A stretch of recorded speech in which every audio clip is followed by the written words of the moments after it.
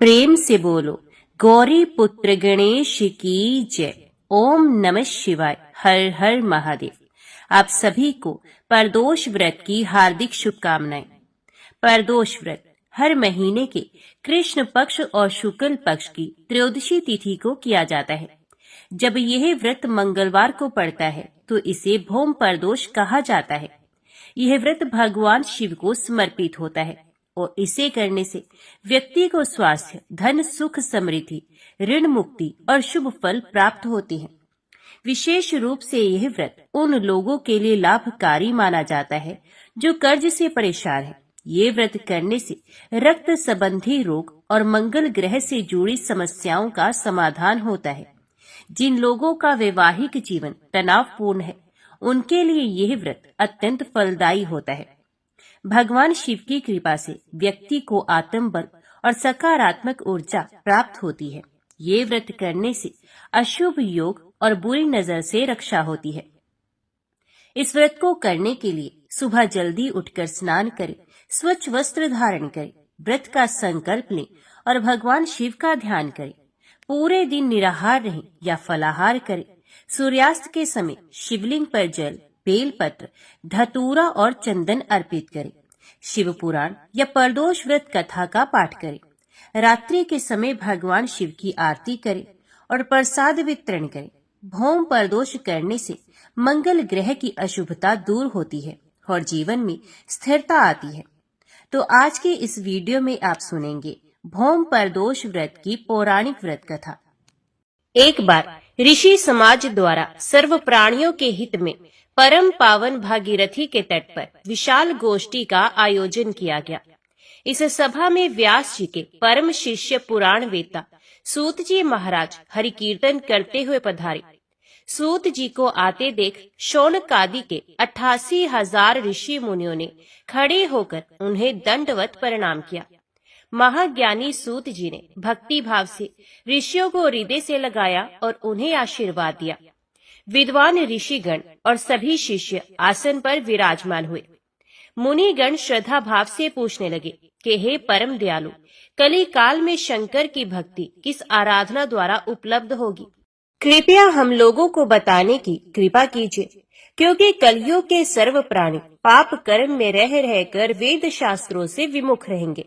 हे मुनिश्रेष्ठ, कलयुग में सत्कर्म की ओर किसी की रुचि नहीं होगी।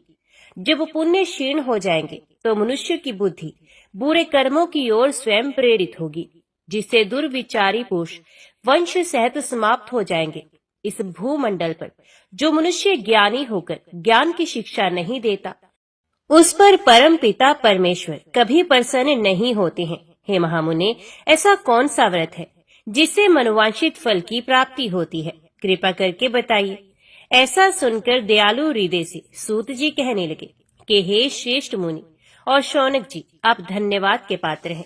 आपके विचार प्रशंसनीय और सराहनीय हैं।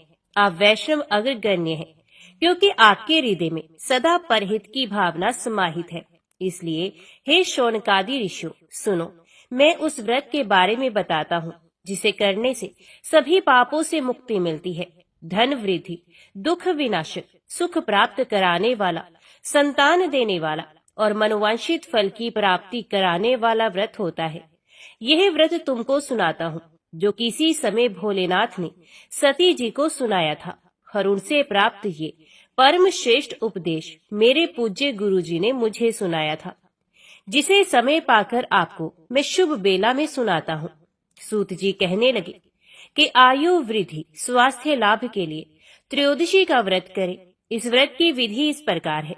सुबह स्नान कर निराहार व्रत करें, शिव जी का ध्यान करें, शिव मंदिर में जाकर भोलेनाथ की पूजा करें। पूजा के बाद त्रिपुंड तिलक धारण करें, शिवलिंग पर बेल पत्र चढ़ाए, धूप दीप और अक्षत से पूजा करें। शिव जी को ऋतु फल अर्पित करें। ओम नमः शिवाय मंत्र का रुद्राक्ष की माला से जप करें। ब्राह्मणों को भोजन कराएं और सामर्थ्य के अनुसार दान दक्षिणा दें। इसके बाद मौन व्रत रखें। व्रती को सत्य बोलना है। इस व्रत में हवन आहुति भी देनी चाहिए।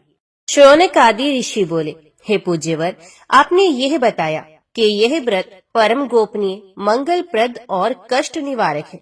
कृपया ये बताने का कष्ट करें कि यह व्रत किसने किया और उसे क्या फल प्राप्त हुआ। श्री सूत जी बोले, आप शिव के परम भक्त हैं। आपकी भक्ति देखकर मैं व्रती पुरुषों की कथा कहता हूँ। एक गांव में अति दीन ब्राह्मण निवास करता था। उसकी पत्नी परदोष व्रत किया करती है और उसका एक पुत्र था। एक बार की बात है कि उसका पुत्र गंगा स्नान करने के लिए गया था। मार्ग में उसे चोरों ने घेर लिया और वे कहने लगे कि हम तुझे मारेंगे, नहीं तो तू अपने पिता का गुप्त धन बतला दे। बालक दीन भाव से कहने लगा कि हम अत्यंत दुखी दीन हैं, हमारे पास धन कहाँ है। चोर फिर कहने लगे कि तेरे पास पोटली में क्या बंधा है। बालक ने उत्तर दिया कि मेरी माता ने मुझे रोटी बनाकर बांध कर दी है। दूसरा चोर बोला कि भाई, ये तो अति दीन दुखी हृदय है, इसे छोड़ दो। बालक इतनी बात सुनकर वहां से जाने लगा और एक नगर में पहुंचा। नगर के पास एक बरगद का पेड़ था। बालक थक कर वहां बैठ गया और पेड़ की छाया में सो गया। उस नगर के सिपाही चोरों की खोज कर रहे थे और वे बालक के पास आ गए। सिपाही बालक को चोर समझकर राजा के पास ले गए और राजा ने उसे कारावास की आज्ञा दे दी। उधर बालक की माँ शंकर जी का परदोष व्रत कर रही थी। उसी रात राजा को स्वप्न आया कि यह बालक चोर नहीं है, सुबह होते ही छोड़ दो, नहीं तो आपका राज्य वैभव जल्दी ही नष्ट हो जाएगा। रात समाप्त होने पर राजा ने उस बालक से पूरी कहानी पूछी और बालक ने सारी कहानी सुनाई। बालक की बात सुनकर राजा ने सिपाही को भेजकर माता पिता को बुलवा लिया। राजा ने जब उन्हें भयभीत देखा तो कहा कि तुम लोग चिंता मत करो, तुम्हारा बालक निर्दोष है। हम तुम्हारी दरिद्रता देखकर 5 गांव दान में देते हैं। शिव की दया से ब्राह्मण परिवार अब सुखी रहने लगा। इस प्रकार से जो कोई इस व्रत को करता है उसे आनंद की प्राप्ति होती है। ओम नमः शिवाय। हर हर महादेव। विदर्भ देश में सत्यरथ नाम से प्रसिद्ध एक राजा थे जो सब धर्मों में तत्पर, धीर, सुशील और सत्य प्रतीक थे। धर्म पूर्वक पृथ्वी का पालन करते हुए उनका बहुत सा समय सुख पूर्वक बीत गया। तदंतर शालव देश के राजाओं ने विदर्भ नगर पर आक्रमण करके उसे चारों ओर से घेर लिया। अपनी पुरी को शत्रुओं से घेरी हुई देख विदर्भ राज विशाल सेना साथ लेकर युद्ध के लिए आए। बलोमत शालव देशीय क्षत्रियों के साथ राजा का अत्यंत भयंकर युद्ध हुआ। शालवों की बहुत बड़ी सेना मारी गई, परंतु अंत में विदर्भ राज भी उनके हाथ से मारे गए। मंत्रियों सहित उस महारथी वीर राजा के मारे जाने पर मरने से बचे हुए सैनिक भाग खड़े हुए। उस समय विदर्भ राज सत्यरथ की एक पतिव्रता स्त्री अत्यंत शोकग्रस्त हो रात के समय राजभवन से निकलकर पश्चिम दिशा की ओर चली गई। वे गर्भवती थी। सवेरा होने पर धीरे धीरे मार्ग से जाती हुई उस साध्वी रानी ने बहुत दूर का रास्ता तय कर लेने के पश्चात एक स्वच्छ तालाब देखा और वे उसके किनारे शोभा पाने वाले एक छायादार वृक्ष के नीचे बैठ गई। भाग्यवश उसी निर्जन स्थान में वृक्ष के ही नीचे पतिव्रता रानी ने उत्तम गुणों से शुभ मुहूर्त में एक पुत्र को जन्म दिया। तत्पश्चात अत्यंत प्यास से व्याकुल हुई सुंदर अंगों वाली रानी जलाशय में उतरी। इतने में ही एक बड़े भारी ग्रह ने आकर उसे अपना ग्रास बना लिया। वे बालक पैदा होते ही माता पिता से हीन हो गया और भूख प्यास से पीड़ित हो उस सरोवर के किनारे जोर जोर से रोने लगा। वे नवजात शिशु जब इस प्रकार क्रंदन कर रहा था, उसी समय भाग्यवश वहां एक श्रेष्ठ ब्राह्मणी आ पहुंची। वे भी अपने 1 वर्ष के बालक को गोद में लिए हुए आई थी। ब्राह्मणी निर्धन और विधवा थी। घर घर भीख मांगकर जीवन निर्वाह करती थी। उसका नाम उमा था। उसी सती साध्वी ब्राह्मणी ने उस राजकुमार को देखा। उसे अनाथ की भांति क्रंदन करते देखकर उसके मन ही मन विचार किया, आहो, ये तो बड़े आश्चर्य की बात है। दिखाई दे रहा है कि ये नवजात शिशु जिसकी नाल भी अभी तक नहीं कटी यहाँ पड़ा हुआ है। इसकी माता कहाँ चली गई? ना इसका पिता है और ना कोई बंधु बांधव। ये दीन अनाथ बालक बिना बिस्तर के भूमि पर सो रहा है। ये चांडाल का पुत्र है या शूद्र का, वैश्य का बालक है या ब्राह्मण का, अथवा ये क्षत्रिय का शिशु है? इसका निश्चय कैसे किया जाए? मैं इस शिशु को उठाकर अपने सगे पुत्र की तरह अवश्य पालन कर सकती हूँ, परंतु ये किस कुल का है, ये ना जानने के कारण इसे छूने का साहस नहीं होता। ये पतिव्रता ब्राह्मणी जब इस प्रकार कह रही थी, उसी समय कोई सन्यासी महात्मा वहां आ गए। वे ऐसे जान पड़ते थे मानो साक्षात शंकर हो। उन श्रेष्ठ भिक्षु ने उस स्त्री से कहा, ब्राह्मणी खेद न करो, हृदय की संशय वृत्ति दूर कर इस बालक की रक्षा करो, इससे तुम्हें शीघ्र ही परम कल्याण की प्राप्ति होगी।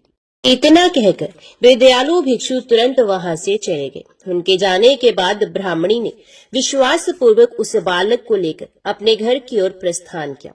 उस राजकुमार का ब्राह्मणी ने अपने बेटे के समान ही पालन पोषण किया।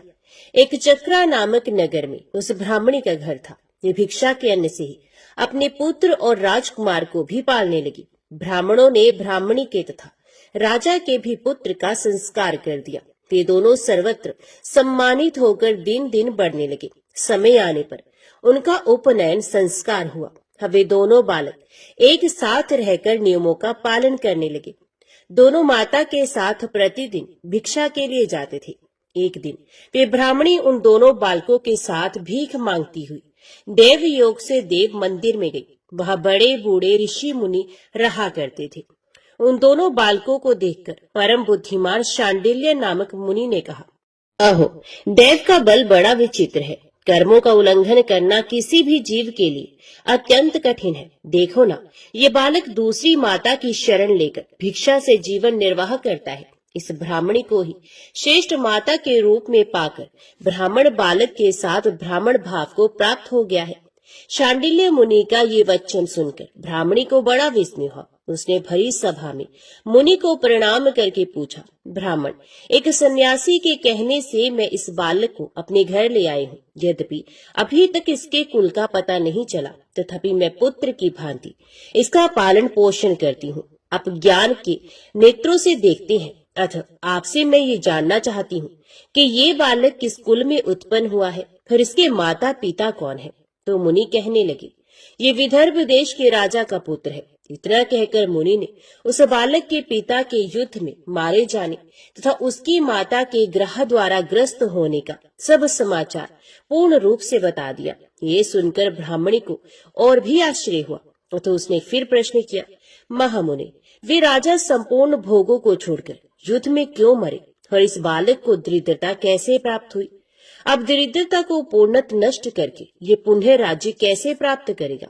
मेरा ये पुत्र भी भिक्षा से ही जीवन निर्वाह करता है, तो इसकी दरिद्रता के निवारण का भी क्या कोई उपाय है? ये बताने की कृपा करें। शांडिल्य मुनि ने कहा, इस राजकुमार के पिता विदर्भ राज पूर्व जन्म में पांड्य देश के श्रेष्ठ राजा थे।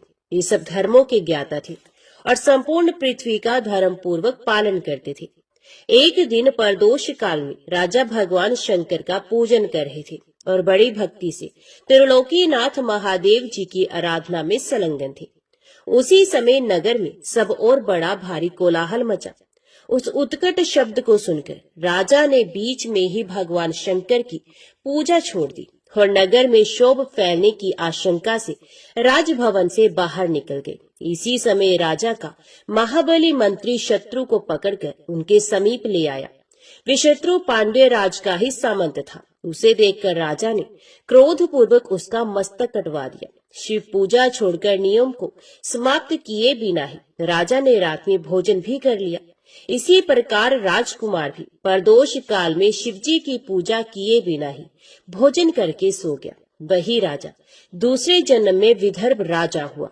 शिवजी की पूजा में विघ्न होने के कारण शत्रु ने उसके सुख भोग के बीच में ही मार डाला। पूर्व जन्म में जो उसका पुत्र था वही इस जन्म में भी हुआ है। शिवजी की पूजा का उल्लंघन करने के कारण ये दरिद्रता को प्राप्त हुआ है। इसकी माता ने पूर्व जन्म में शल से अपनी सोत को मार डाला था। उस महान पाप के कारण ही वह इस जन्म में ग्रह के द्वारा मारी गई। मैं सत्य कहता हूँ, परलोक में हित की बात कहता हूँ, शास्त्रों का सार एवं उपनिषदों का हृदय कहता हूँ। इस भयंकर आसार संसार को प्राप्त हुए जीव के लिए ईश्वर के चरणार विंदों की सेवा ही सार वस्तु है। जो प्रदोष काल में अन्नचित होकर परमेश्वर के चरणारविंदों की पूजा करते हैं, इसी संसार में सदा बढ़ने वाले धन धान्य, स्त्री पुत्र, सौभाग्य और संपत्ति के द्वारा सबसे बढ़कर होते हैं। ब्राह्मणी, ये तुम्हारा पुत्र पूर्व जन्म में उत्तम ब्राह्मण था। इसने सारी आयु केवल दान लेने में बिताई है, यज्ञ आदि सत्कर्म नहीं किए हैं, इसलिए ये दरिद्रता को प्राप्त हुआ है। उस दोष का निवारण करने के लिए अब ये भगवान शंकर की शरण में जाए। मुनि के इस प्रकार कहने पर साध्वी ब्राह्मणी ने उन्हें प्रणाम करके शिव पूजन की विधि का क्रम पूछा। शांडिल्य मुनि ने कहा, दोनों पक्षों की त्रयोदशी को मनुष्य जब निराहार रहे तब सूर्यास्त से 3 घड़ी पहले स्नान करे, फिर श्वेत वस्त्र धारण करके धीर पुरुष संध्या और जप आदि नित्य कर्म की विधि पूरी करके मौन हो शास्त्र विधि का पालन करते हुए भगवान शिव की पूजा आरंभ करे। भगवत विग्रह के आगे की भूमि को नए निकाले हुए शुद्ध जल से भली भांति लीप पोत कर सुंदर मंडल बनाए।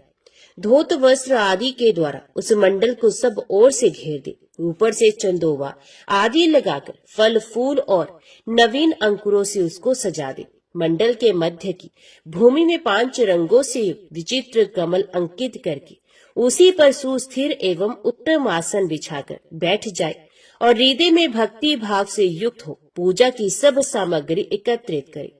फिर पवित्र भाव से शास्त्रोक्त मंत्रों द्वारा देवपीठ को आमंत्रित करे। तत्पश्चात आत्म शुद्धि और भूत शुद्धि आदि करके 3 प्राणायाम करे। उसके बाद दिंतुजुक्त बीज अक्षरों के द्वारा विधि पूर्वक मात्र का न्यास करे।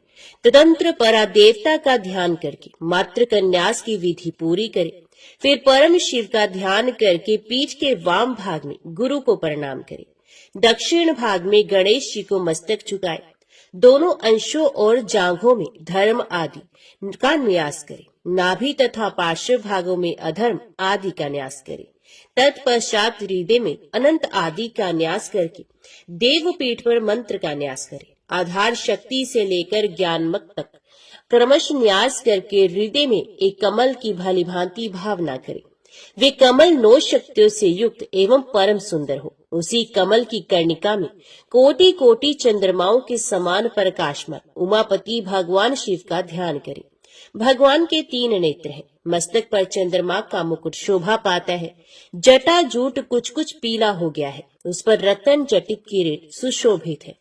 उनके कंठ में नील चिन्ह है और अंग अंग से उदारता सूचित होती है।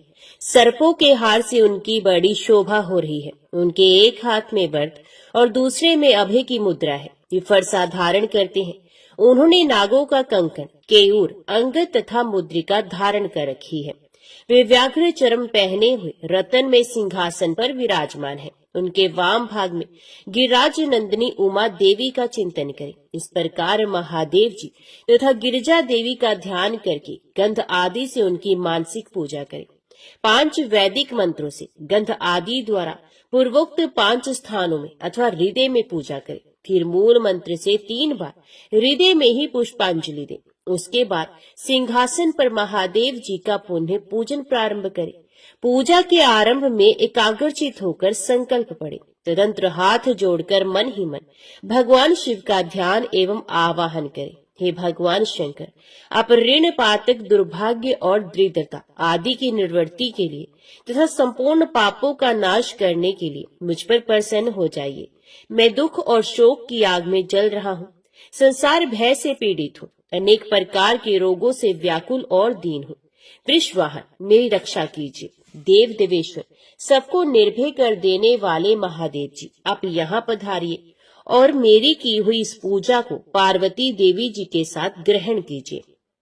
इस प्रकार संकल्प और आवाहन करके पूजा आरंभ करनी चाहिए। तत्पश्चात मनुष्य एकाग्रचित हो रुद्र सूक्त का पाठ करते हुए वहां स्थापित किए हुए शंख के जल से और पंच अमृत से महादेव जी का अभिषेक करके भांति भांति के मंत्रों से आसन आदि उपचारों को समर्पित करे। भावना द्वारा दिव्य वस्त्रों से विभूषित स्वर्ण सिंहासन की कल्पना करें और उसी पर भगवान को विराजमान करके अष्टगुण युक्त अर्घ्य और पादम निवेदन करें। फिर शुद्ध जल से आचमन कराकर मधु पर्क दे उसके बाद पुण्य आचमन के लिए जल देकर मंत्रोच्चारण पूर्वक स्नान कराए। फिर यज्ञोपवीत वस्त्र और आभूषण अर्पण करे। परम पवित्र अष्टांग युक्त चंदन चढ़ावे। बिल्व मदार लाल कमल धतूर कने सरई का फूल चमेली उषा अपामार्ग तुलसी जोही चंपा भट्ट कटैया और करवीर के फूलों से जितने मिल जाए उन सबको शिव उपासक भगवान शिव पर चढ़ाए। इनके अतिरिक्त भी नाना प्रकार के सुगंधित पुष्प निवेदन करें। तत्पश्चात लाल चंदन से उत्पन्न धूप और निर्मल दीप समर्पित करें। उसके बाद हाथ धोकर घी, नमकीन और साग मिठाई, पुआ, शक्कर तथा गुड़ के बने हुए पदार्थ एवं खीर का नैवेद्य भोग लगाए। मधु, दही और जल भी अर्पण करें। उस खीर का ही मंत्र द्वारा प्रज्वलित की हुई अग्नि में हवन करें। ये होम शास्त्रोक्त विधि से आचार्य के कथन अनुसार संपन्न करना चाहिए। भगवान शंकर को नैवेद्य देकर मुख शुद्धि के लिए उत्तम तांबूल अर्पण करें। धूप आरती, सुंदर छत्र, उत्तम दर्पण को वैदिक तांत्रिक मंत्रों द्वारा विधि पूर्वक समर्पित करें। यदि ये सब करने की अपने में शक्ति ना हो, अधिक धन का अभाव हो, तो अपने पास जितना धन हो उसी के अनुसार भगवान की पूजा करें।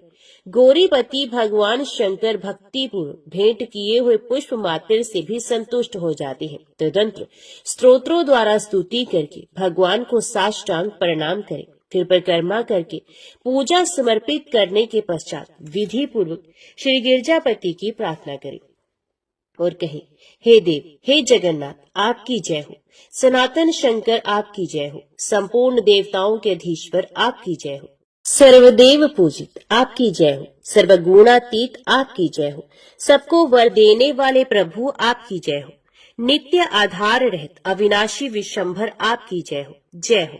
संपूर्ण विश्व के लिए एकमात्र जानने योग्य महेश्वर आपकी जय हो। नागराज वासुकी को आभूषण के रूप में धारण करने वाले प्रभु आपकी जय हो। गौरीपति आपकी जय हो। चंद्रशेखर शंभु आपकी जय हो। कोटि सूर्य के समान तेजस्वी शिव आपकी जय हो। अनंत गुणों के आश्रय आपकी जय हो। भयंकर नेत्रों वाले रुद्र आपकी जय हो। अचिंत्य निरंजन आपकी जय हो। नाथ दया सिंधु आपकी जय हो। भक्तों की पीड़ा का नाश करने वाले प्रभु आपकी जय हो। दुस्तर संसार सागर से पार उतारने वाले परमेश्वर आपकी जय हो। महादेव, मैं संसार के दुखों से पीड़ित एवं खीन हूँ, मुझ पर प्रसन्न हो।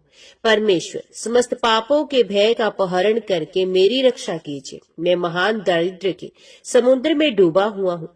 बड़े बड़े पापों ने मुझे आक्रांत कर लिया है। मैं महान शोक से नष्ट और बड़े बड़े रोगों से व्याकुल हूँ। सब ओर से तृण के भार से लदा हुआ हूँ।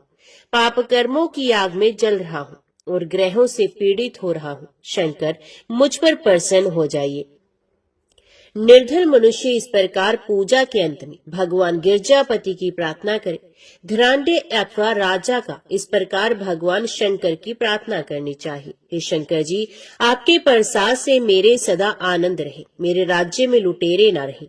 सब लोग निरापद होकर रहे। पृथ्वी पर अकाल, महामारी आदि के संताप शांत हो जाए। सबकी खेती धन धान्य से समृद्ध हो। संपूर्ण दिशाओं में सुख का साम्राज्य छा जाए। इस प्रकार प्रदोष व्रत के दिन गिरजापति भगवान शंकर की आराधना करे। ब्राह्मणों को भोजन कराए और उन्हें दक्षिणा देकर संतुष्ट करे। इस प्रकार मैंने सब पापों का नाश, सब प्रकार की दरिद्रता का निवारण तथा समस्त मनोवांछित वस्तुओं का दान करने वाली शिव पूजा का वर्णन किया। ये शिव की पूजा शिव जी के द्रव्य का हरण करने के पाप को छोड़कर शेष सभी महापातकों और उपपातकों के महान समुदाय का नाश करती है। यदि ये दोनों बालक इसी प्रकार भगवान शंकर का पूजन प्रत्येक प्रदोष के दिन करते रहे तो वर्ष भर के भीतर ही इन्हें उत्तम सिद्धि की प्राप्ति होगी। शांडिल्य मुनि का वचन सुनकर उस ब्राह्मणी ने दोनों बालकों के साथ मुनि के चरणों में प्रणाम किया और इस प्रकार कहा, भगवान, आज मैं आपके दर्शन मात्र से कृतार्थ हो गई। ये दोनों बालक आज से आपकी शरण में है। ब्राह्मण, ये मेरा पुत्र है और इसका नाम शुचिव्रत है और ये राजकुमार है जिसका नाम मैंने धर्मगुप्त रख दिया है।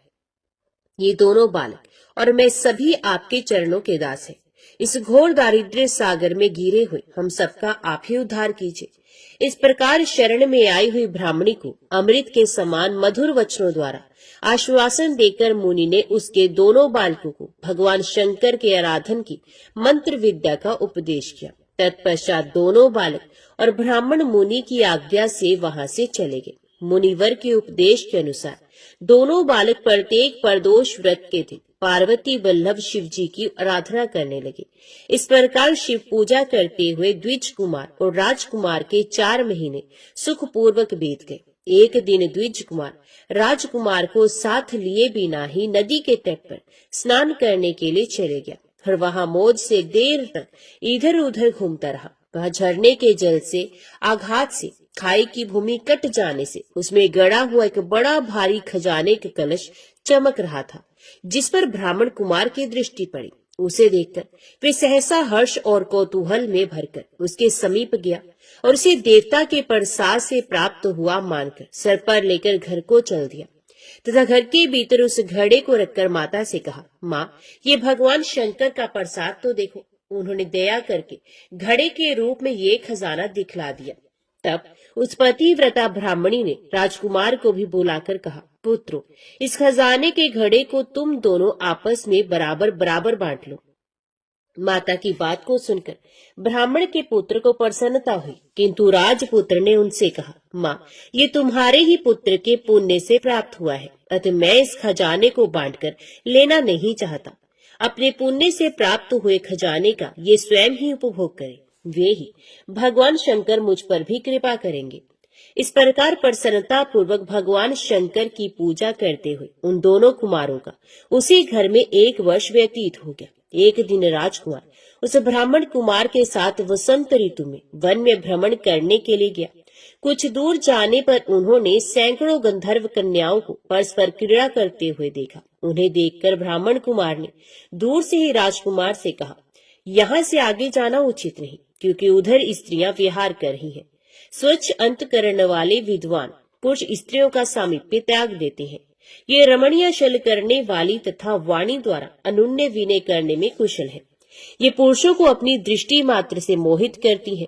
इसलिए अपने धर्म में तत्पर ब्रह्मचारी कभी स्त्रियों के समीप जाकर उनके साथ वार्तालाप ना करे। ऐसा कहकर ब्राह्मण कुमार लौट पड़ा और दूर जाकर खड़ा हो गया, किंतु राजकुमार अकेला ही निर्भय होकर स्त्रियों की उस क्रीड़ा स्थली की ओर चला गया।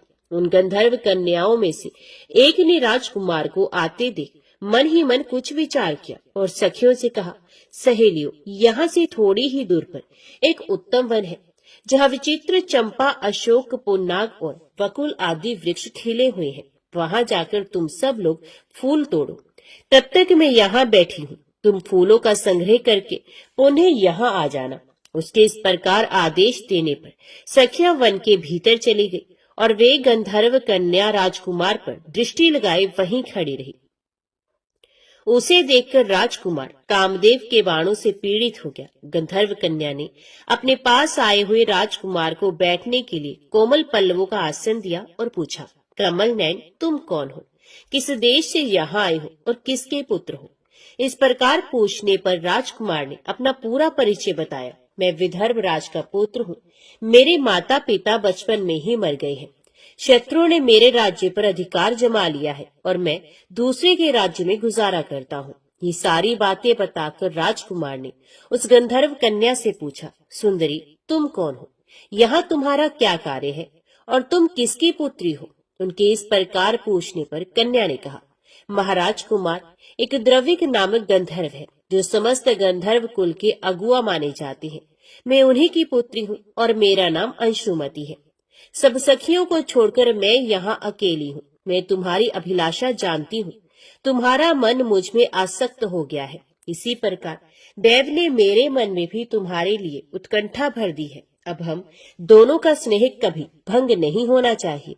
ऐसा कहकर गंधर्व कुमारी ने शीघ्र ही अपने गले से मोती का हार निकालकर प्रेम पूर्वक राजकुमार को भेंट किया। उस अद्भुत हार को देखकर राजकुमार ने पूछा, भीरू, मैं एक बात कहता हूँ, मैं राज्यहीन और निर्धन हूँ। तुम मेरी प्रिया कैसे होना चाहती हो? मूर्ख स्त्री की भांति पिता की आज्ञा का उल्लंघन करके अपनी इच्छा के अनुसार आचरण क्यों करती हो? ये सुनकर गंधर्व कन्या ने कहा, प्रियतम, आपका कहना ठीक है। मैं पिता की आज्ञा के विरुद्ध नहीं जाऊंगी। आप इस समय घर को पधारे और परसों प्रातः काल पुण्य यहीं दर्शन दीजिए। आपसे कुछ हमारा कार्य है। इतना कहकर वे गंधर्व कन्या अपनी सखियों के आ जाने से उनके साथ चली गई और राजकुमार भी हर्षपूर्वक ब्राह्मण कुमार के समीप लौट आया। उसने द्विज पुत्र से सब बातें बताई और उसके साथ घर को प्रस्थान किया। वहां पतिव्रता ब्राह्मणी को भी ये शुभ समाचार सुनाकर राजकुमार ने प्रसन्न किया तथा पूर्व निश्चित समय आने पर वे पुण्य द्विज पुत्र के साथ वन में गया। नियत स्थान पर पहुंचकर राजकुमार ने देखा गंधर्व राज और उनकी कन्या दोनों उपस्थित हैं। गंधर्व राज ने वहां आए हुए दोनों कुमारों का अभिनंदन किया और सुंदर आसन पर बैठाकर राजपुत्र से कहा, विदर्भ राजकुमार, मैं कल कैलाश पर्वत पर गया था। वहां मैंने पार्वती जी के साथ महादेव जी के दर्शन किए। देवेश्वर भगवान शिव करुणा रूपी अमृत के सागर है। उन्होंने मुझे बुलाकर सब देवताओं के समीप इस प्रकार कहा, पृथ्वी तल पर धर्मगुप्त नाम से प्रसिद्ध एक राजकुमार है जो इस समय अकिंचन है। उसका राज्य छिन गया है। शत्रुओं ने उसके देश को अपने अधिकार में कर लिया है। अब ये बालक अपने गुरु की आज्ञा से सदा मेरी आराधना में संलग्न रहता है। उसी के प्रभाव से आज उसके समस्त पितृ मेरे स्वरूप को प्राप्त हो गए हैं। गंधर्व श्रेष्ठ, तुम भी उस राजकुमार की सहायता करो। अब वे शत्रुओं को मारकर अपने राज्य सिंहासन पर आसीन हो जाएगा। महादेव जी के इस प्रकार आज्ञा देने पर मैं अपने घर को आया। यहाँ इस मेरी कन्या ने भी तुम्हारे लिए बहुत प्रार्थना की। ये सब परम दयालु भगवान शिव की प्रेरणा से ही हो रहा है। ऐसा समझकर मैं इस कन्या को साथ लेकर आया हूँ तथा अपनी पुत्री अंशुमति को मैं तुम्हें पत्नी रूप में देता हूँ और भगवान शिव जी की आज्ञा से शत्रुओं को मारकर तुम्हें तुम्हारे राज्य पर बिठाऊंगा। अपने उस नगर में तुम अपनी इस धर्म पत्नी के साथ 10,000 वर्षों तक मनोवांछित सुख भोग कर अंत में भगवान शिव के लोक में जाओगे और वहां भी मेरी ये कन्या तुम्हारी ही सेवा में प्रस्तुत रहेगी। इस प्रकार कहकर गंधर्व राज ने उसी वन में राजकुमार के साथ अपनी पुत्री का विवाह कर दिया और दहेज में परम उज्ज्वल रत्न भार भेंट किए। चंद्रमा के समान चमकीली चूड़ामणि तथा दमकते हुए मोतियों के मनोहर हार दिए। दिव्याभूषण वस्त्र, स्वर्ण के बने हुए बहुत से सामान, 10,000 हाथी, 1,00,000 नीले घोड़े और हजारों सोने के बड़े बड़े रथ प्रदान किए।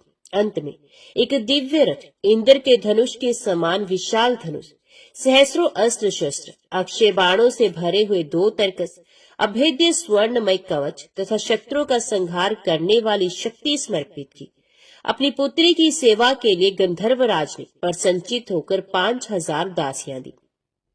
इतना ही नहीं, राजकुमार की सहायता के लिए उन्होंने अत्यंत उग्र गंधर्वों की चतुरंगणी सेना भी भेंट की। इस प्रकार परम उत्तम संपत्ति को पाकर राजकुमार अपनी मनोवांछित पत्नी के साथ बहुत प्रसन्न हुए।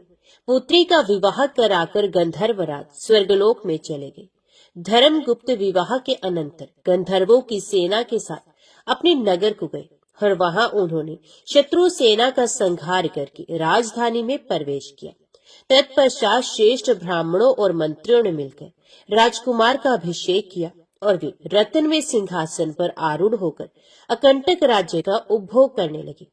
जिस ब्राह्मण पत्नी ने उनका अपने पुत्र की भांति पालन किया था, वही उनकी माता हुई। वे द्विज कुमार ही भाई हुआ तथा गंधर्व राजकुमारी अंशुमति महारानी के पद पर प्रतिष्ठित हुई। भगवान शंकर की आराधना करके धर्मगुप्त विदर्भ देश के राजा हो गए। इसी प्रकार दूसरे लोग भी प्रदोष व्रत के दिन गिरजापति की आराधना करके मनोवांछित कामनाओं को प्राप्त कर लेते हैं और देहावसान होने पर परम गति को प्राप्त होते हैं। सूत जी कहते हैं, जो प्रदोष व्रत के परम अद्भुत पुण्य में महात्म्य को उस व्रत के दिन शिव पूजन के पश्चात एकाग्रचित होकर सुनता अथवा पढ़ता है, उसे 100 जन्मों तक कभी दरिद्रता नहीं होती और अंत में वे ज्ञान के ऐश्वर्य से युक्त हो भगवान शंकर के परम धाम को प्राप्त होता है। ओम नमः शिवाय। हर हर महादेव। अभी सुनिए सोमवार व्रत कथा। किसी नगर में एक धनी व्यापारी रहता था। दूर दूर तक उसका व्यापार फैला हुआ था। नगर के सभी लोग उस व्यापारी का सम्मान करते थे। इतना सब कुछ संपन्न होने के बाद भी वे व्यापारी बहुत दुखी था, क्योंकि उसका कोई पुत्र नहीं था, जिस कारण अपने मृत्यु के पश्चात व्यापार के उत्तराधिकारी की चिंता उसे हमेशा सताती रहती थी। पुत्र प्राप्ति की इच्छा से व्यापारी प्रत्येक सोमवार भगवान शिव की व्रत पूजा किया करता था और शाम के समय शिव मंदिर में जाकर शिव जी के सामने घी का दीपक जलाया करता था। उसकी भक्ति देखकर माता पार्वती प्रसन्न हो गई और भगवान शिव से उस व्यापारी की मनोकामना पूर्ण करने का निवेदन किया। भगवान शिव बोले, इस संसार में सबको उसके कर्म के अनुसार फल की प्राप्ति होती है। जो प्राणी जैसा कर्म करते हैं उन्हें वैसा ही फल प्राप्त होता है।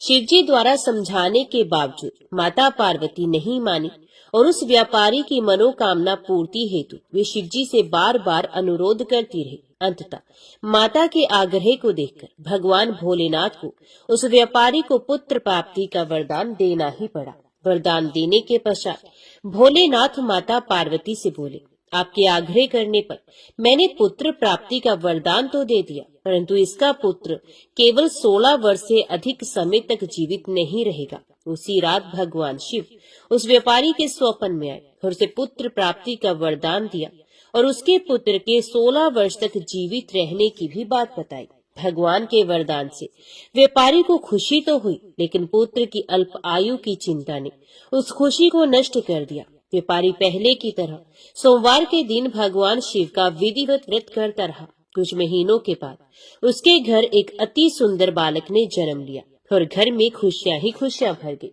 बहुत धूमधाम से पुत्र जन्म का समारोह मनाया गया, परंतु व्यापारी को पुत्र जन्म की अधिक खुशी नहीं हुई, क्योंकि उसे पुत्र की अल्प आयु के रहस्य का पता था। जब पुत्र 12 वर्ष का हुआ तो व्यापारी ने उसे उसके मामा के साथ पढ़ने के लिए वाराणसी भेज दिया। लड़का अपने मामा के साथ शिक्षा प्राप्ति हेतु चल दिया। रास्ते में जहाँ भी मामा भांजे विश्राम हेतु रुकते, वहीं यज्ञ करते और ब्राह्मणों को भोजन कराते। लंबी यात्रा के बाद मामा भांजे एक नगर में पहुंचे। उस दिन नगर के राजा की कन्या का विवाह था, जिस कारण पूरे नगर को सजाया गया था। निश्चित समय पर बारात आ गई, लेकिन वर का पिता अपने बेटे के एक आंख से काने होने के कारण बहुत चिंतित था। उसे भय था कि इस बात का पता चलने पर कहीं राजा विवाह से इनकार न कर दे, इससे उसकी बदनामी भी होगी। जब वर के पिता ने व्यापारी के पुत्र को देखा तो उसके मस्तिष्क में एक विचार आया। उसने सोचा, क्यों न इस लड़के को दूल्हा बनाकर राजकुमार से विवाह करा दूं। विवाह के बाद उसको धन देकर विदा कर दूंगा और राजकुमारी को अपने नगर ले जाऊंगा। वर के पिता ने लड़के के मामा से इस संबंध में बात की। मामा ने धन मिलने के लालच में वर के पिता की बात स्वीकार कर ली। लड़के को दूल्हे का वस्त्र पहनाकर राजकुमारी से विवाह करा दिया गया। राजा ने बहुत सारा धन देकर राजकुमारी को विदा किया। शादी के बाद लड़का जब राजकुमारी के साथ लौट रहा था तो वे सच नहीं छिपा सका और उसने राजकुमारी की ओढ़नी पर लिख दिया, राजकुमारी, तुम्हारा विवाह मेरे साथ हुआ है। मैं तो वाराणसी पढ़ने के लिए जा रहा हूँ और अब तुम्हें जिस नवयुवक की पत्नी बनना पड़ेगा वे एक आंख से काना है। जब राजकुमारी ने अपनी ओढ़नी पर लिखा हुआ पढ़ा तो उसने काने लड़के के साथ जाने से इनकार कर दिया। राजा को जब ये सब बातें पता चली तो उसने राजकुमारी को महल में ही रख लिया। उधर लड़का अपने मामा के साथ वाराणसी पहुंच गया और गुरुकुल में पढ़ना शुरू कर दिया। जब उसकी आयु 16 वर्ष की हुई तो उसने यज्ञ किया। यज्ञ की समाप्ति पर ब्राह्मणों को भोजन कराया, खूब अन्न वस्त्र दान किए। रात को वह अपने शयन कक्ष में सो गया। शिव के वरदान के अनुसार शयन अवस्था में ही उसके प्राण पखेरु उड़ गए। सूर्योदय पर मामा मृत भांजे को देखकर रोने पीटने लगा। आसपास के लोग भी एकत्रित होकर दुख प्रकट करने लगे। लड़के के मामा के रोने विलाप करने के स्वर समीप से गुजरते हुए भगवान शिव और माता पार्वती जी ने भी सुने। माता पार्वती ने भगवान शिव से कहा, प्राणनाथ, मुझे इसके रोने के स्वर सहन नहीं हो रहे हैं। आप इस व्यक्ति के कष्ट को अवश्य दूर करें। भगवान शिव ने माता पार्वती के साथ अदृश्य रूप में समीप जाकर देखा तो भोलेनाथ माता पार्वती से बोले, ये तो उसी व्यापारी का पुत्र है जिसे मैंने 16 वर्ष की आयु का वरदान दिया था। इसकी आयु पूरी हो गई है।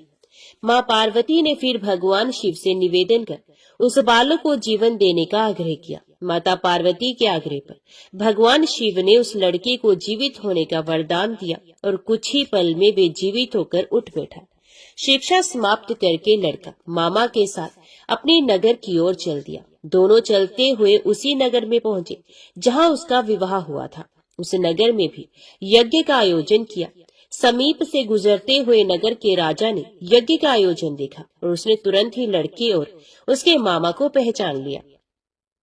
यज्ञ के समाप्त होने पर राजा मामा और लड़के को महल में ले गया और कुछ ही दिन उन्हें महल में रखकर बहुत सा धन वस्त्र आदि देकर राजकुमारी के साथ विदा कर दिया। इधर भूखे प्यासे रहकर व्यापारी और उसकी पत्नी बेटे की प्रतीक्षा कर रहे थे। उन्होंने प्रतिज्ञा कर रखी थी कि यदि उन्हें अपने बेटे की मृत्यु का समाचार मिला तो दोनों अपने प्राण त्याग देंगे। परंतु जैसे ही उसने बेटे के जीवित वापस लौटने का समाचार सुना तो वे बहुत प्रसन्न हुआ। वे अपनी पत्नी और मित्रों के साथ नगर के द्वार पर पहुंचा। अपने बेटे के विवाह का समाचार सुनकर पुत्र वधू राजकुमारी को देखकर उसकी खुशी का ठिकाना न रहा। उसी रात भगवान शिव ने व्यापारी के स्वप्न में आकर कहा, हे श्रेष्ठी, मैंने तेरे सोमवार के व्रत करने और व्रत कथा सुनने से प्रसन्न होकर तेरे पुत्र को लंबी आयु प्रदान की है। पुत्र की लंबी आयु जानकर व्यापारी बहुत प्रसन्न हुआ। शिव भक्त होने तथा सोमवार का व्रत करने से व्यापारी की सभी मनोकामनाएं पूर्ण हुई। इसी प्रकार जो भक्त सोमवार का विधिवत व्रत करते हैं और व्रत कथा को सुनते हैं उनकी सभी इच्छाएं पूरी होती हैं। ओम नमः शिवाय। हर हर महादेव। अभी सुनते हैं भगवान भोलेनाथ की आरती। जय शिव ओंकारा, प्रभु जय शिव ओंकारा, ब्रह्मा विष्णु सदा शिव अर्धांगी धारा। ओम जय शिव ओंकारा। एकानन चतुरानन पंचानन राजे, हंसासन गरुड़ासन वृषवाहन साजे। ओम जय शिव ओंकारा। दो भुज चार चतुर्भुज, 10 भुज अति सोहे, त्रिगुण रूप निरखता त्रिभुवन जन मोहे। ओम जय शिव ओंकारा। अक्षमाला बनमाला रुंडमाला धारी, चंदन मृग मद सोहे भाले शशिधारी। ओम जय शिव ओंकारा। श्वेतांबर पीतांबर बाघांबर अंगे, सनकादिक गरुणादिक भूतादिक संगे। ओम जय शिव ओंकारा। कर के मध्य कमंडलू चक्र त्रिशूल धरता, जग करता जग भरता जग संहार करता। ओम जय शिव ओंकारा।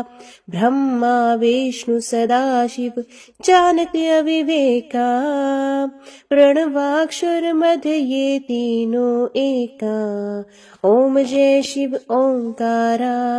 काशी में विश्वनाथ विराजते नंदी ब्रह्मचारी, नित उठ भोग लगावत महिमा अति भारी।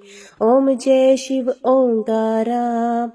त्रिगुण शिव जी की आरती जो कोई नर गावे, कहत शिवानंद स्वामी मन वांछित फल पावे। ओम जय शिव ओंकारा। ओम जय शिव ओंकारा। स्वामी हरि शिव ओंकारा। ब्रह्मा विष्णु सदा शिव अर्धांगी धारा। ओम जय शिव ओंकारा। ओम नमः शिवाय। हर हर महादेव।